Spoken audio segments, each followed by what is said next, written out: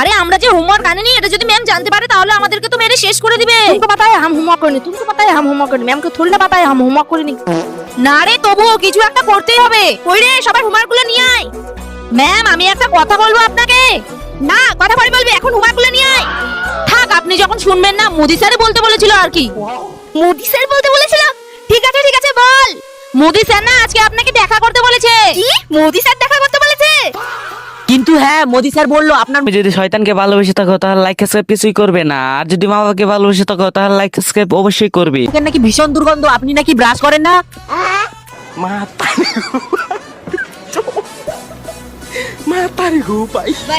আর Modi sir বললো ম্যামকে নাকি সোয়েটার পরে ভীষণ মোটা দেখায়।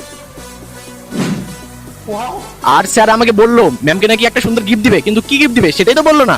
আরে এমনি গিফট দিবে নাকি? ম্যাম যদি স্যারকে প্রপোজ করে তাহলে দিবে। কিন্তু বাচ্চারা